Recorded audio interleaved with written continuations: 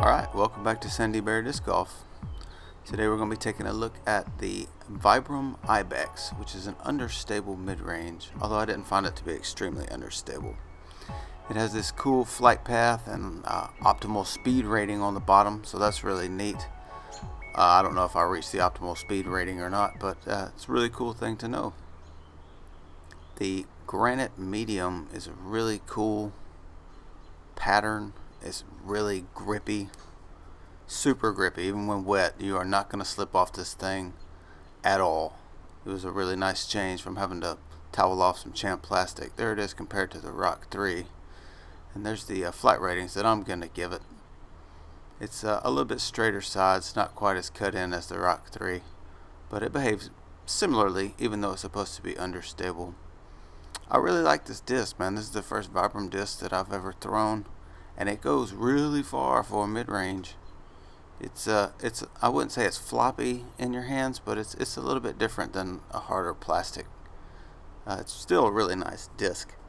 It just takes some getting used to. I have to say, after throwing this thing for a while, I am a fan of Vibram. The rubber's really tacky. It's not slippy at all, as I said. It's very flexible disc, though. I could probably bend that thing in half if I really wanted to, without much effort. The top is slight, got a slight little dome to it, but not much. The thing about this was the rim was deceptively shallow, which was a little bit odd. It wasn't uncomfortable, it was just something to get used to. There's my finger right there. It's very shallow compared to even a mid-range without a bead, which this does not have a bead, but even compared to that. We're going to look at it compared to the Rock 3. Definitely looks cooler, I'll say that.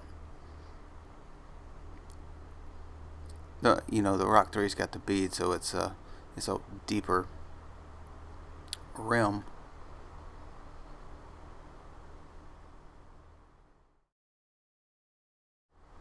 It's good for a fan grip, good for a power grip.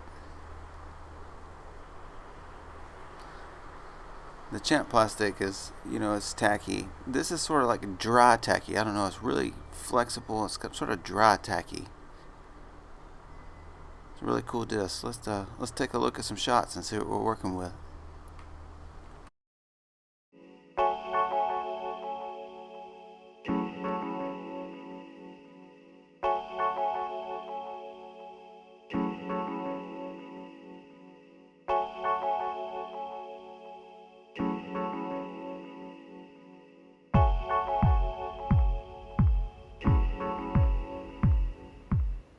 Alright, we're going to start out with the Forehand Hyzer flip. This is standstill. This disc is really comfortable to Hyzer flip and to throw forehand in any way. You can see it rides up, turns up really quick, rides along, and fades to the right. This is the Hyzer line forehand to see if it'll hold the line.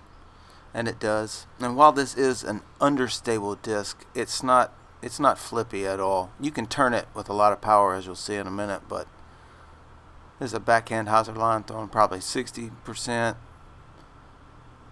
And it just holds the line. It's really trusty. This is an anhyzer to see if it'll hold that line, and as an understable disc it should. It doesn't fight out of it at all. It's just a big sweeping turn to the right. It's exactly what you're looking for.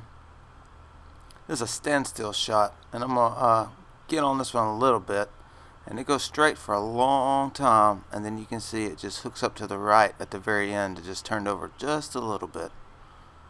I'm going to put a little zip on this one and put a Hyzer release on it. And this is just a big booming shot. Gets up in the air really well, and because of the Hyzer flip, it does not fade to the right, it fades to the left. It's a good shot. I really like this disc. If this thing gets wet, it is not an issue at all. I didn't find the wind to be an issue with this disc either. This is just another look at a backhand Hyzer flip. I really like this disc. This disc is vying for the #1 spot in my bag for a mid-range, just to be honest. This disc is great.